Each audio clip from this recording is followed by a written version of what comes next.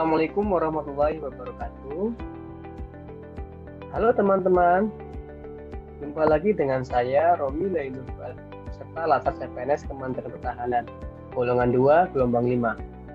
Pada kesempatan kali ini saya akan menjelaskan materi tentang nasionalisme.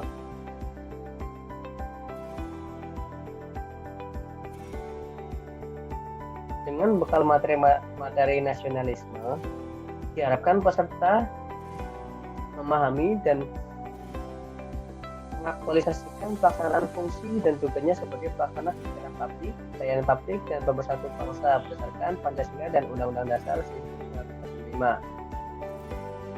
Dengan nasionalisme yang kuat, maka setiap peserta memiliki orientasi berpikir mementingkan kepentingan publik, bangsa, dan negara, sehingga ketika peserta sudah ASN, mereka akan berpikir tidak lagi sektoral dengan mental blocknya, tapi akan senantiasa mementingkan kepentingan yang lebih besar, yakni bangsa dan negara. Oleh karenanya, peserta harus memahami dan mampu mengaktualisasikan 45 butir Pancasila dan semangat nasionalisme serta wawasan kebangsaan dalam setiap pelaksanaan fungsi dan tugasnya sesuai bidangnya masing-masing. Oke. Tujuh materi ini diharapkan mampu memahami nilai-nilai Pancasila dan mengaktualisasikannya dengan semangat nasionalisme yang kuat dalam menjalankan tugasnya sebagai pelaksana kebijakan publik, pelayanan publik, serta perkat dan pemersatu bangsa, ya teman-teman. Kemudian ada indikator hasilnya, yaitu memahami dan mengimplementasikan nilai-nilai Sila Ketuhanan Yang Maha Esa bagi ASN. Kemudian memahami dan mengimplementasikan nilai-nilai Sila Kemanusiaan bagi ASN, lalu memahami dan mengimplementasikan nilai-nilai Sila Persatuan Indonesia bagi ASN, kemudian memahami dan mengimplementasikan nilai-nilai kerakyatan dalam hikmat kebijaksanaan dalam permusyawaratan bagi ASN, dan yang terakhir memahami dan mengimplementasikan nilai-nilai keadilan sosial aparatur sipil negara dalam menjalankan tugasnya. Next. Nilai-nilai nasionalisme Pancasila bagi ASN. Sila pertama, sejarah ketuhanan dalam kehidupan masyarakat Indonesia. Sejak dahulu, masyarakat prasejarah Indonesia telah mengembangkan sistem kepercayaan tersendiri, yaitu animisme dan dinamisme. Mereka meyakini segala sesuatu mempunyai tenaga atau kekuatan yang dapat mempengaruhi keberhasilan dan kegagalan manusia dalam upaya mempertahankan hidupnya. Sila pertama diaplikasikan sebagai diri bangsa adalah bangsa yang dinamis.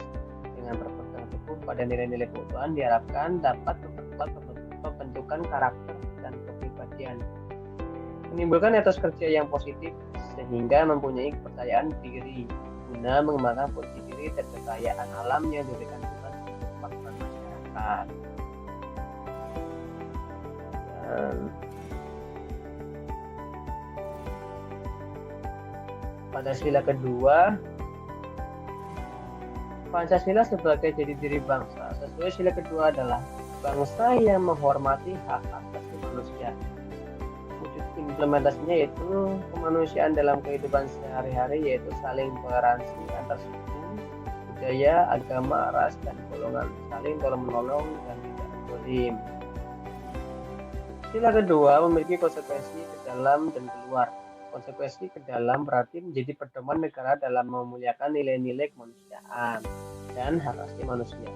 Konsekuensi keluar berarti pedoman politik luar negeri plus aktif. Next, nilai-nilai nasionalisme Pancasila bagi ASN. Sila ketiga, Indonesia sebagai jati diri bangsa. Dilihat dari sila persatuan Indonesia adalah bangsa yang cinta tanah air. Wujud implementasinya mampu menempatkan persatuan dan kesatuan serta kepentingan dan keselamatan masyarakat di atas kepentingan pribadi atau golongan, sanggup dan rela berkorban untuk kepentingan negara dan bangsa apabila diperlukan. Kemudian mengembangkan rasa kecintaan tanah air dan bangsa, lalu mengembangkan rasa kebanggaan, kebangsaan dan bertanah air Indonesia. Kemudian memelihara ketertiban dunia yang berdasarkan kemerdekaan, perdamaian abadi dan keadilan sosial. Yang terakhir mengembangkan persatuan Indonesia di atas dasar Bhinneka Tunggal Ika. next sila keempat ya. Indonesia sebagai jati diri bangsa dilihat dari sila keempat, yaitu sebagai bangsa yang demokratis. Ada 3 prasyarat dalam pemerintahan yang demokratis, antara lain yang pertama, kekuasaan pemerintah berasal dari rakyat yang diperintah. Kemudian yang kedua, kekuasaan itu harus dibatasi. Yang terakhir itu, pemerintah harus berdaulat. Wujud implementasi sila keempat dalam kehidupan sehari-hari yaitu mau mendengar pendapat orang lain, siap menang tetapi juga siap kalah, sportif, bertanggung jawab, dan tidak anarkis. Oke.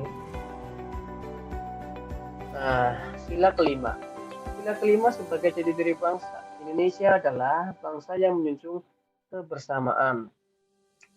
Peran negara dalam mewujudkan rasa keadilan sosial setidaknya ada dalam 4 kerangka, yaitu perwujudan relasi yang adil di semua tingkat sistem kemasyarakatan, lalu pengembangan struktur yang menyediakan kesetaraan kesempatan, kemudian proses fasilitasi akses atas informasi, layanan, dan sumber daya yang diperlukan, dan yang terakhir dukungan atas partisipasi bermakna atas pengambilan keputusan bagi semua orang. Next, ASN sebagai pelaksana kebijakan publik. Salah satu fungsi ASN adalah sebagai pelaksana kebijakan publik, diatur dalam pasal 10 Undang-Undang Nomor 5 Tahun 2014 tentang aparatur sipil negara.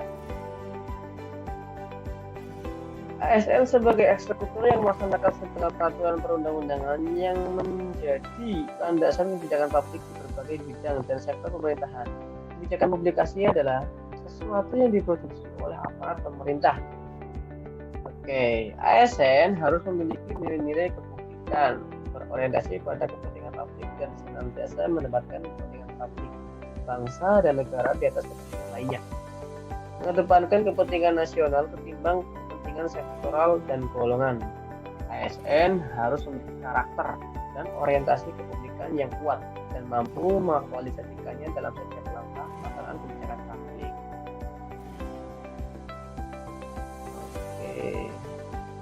ASN sebagai pelayan publik.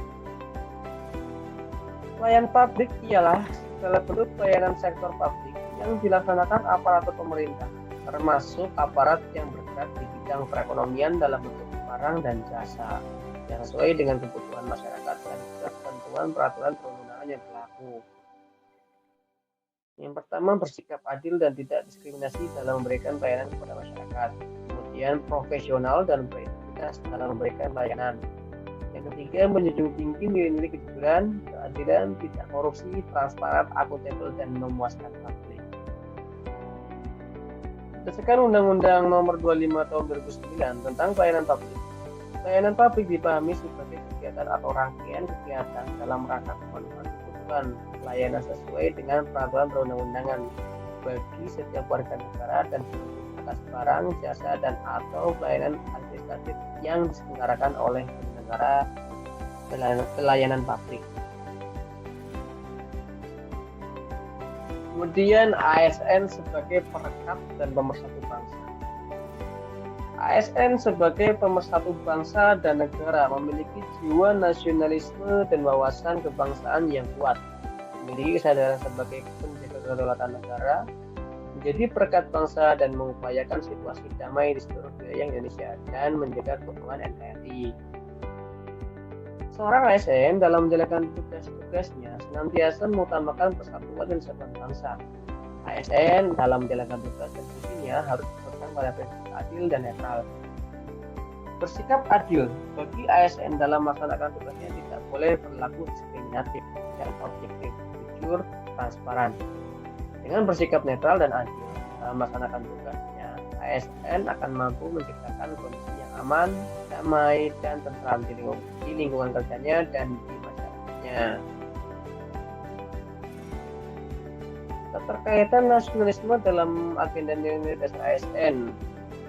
Ya, materi ini sangat terkait ya dengan nilai-nilai dasar ASN, yaitu nasionalisme.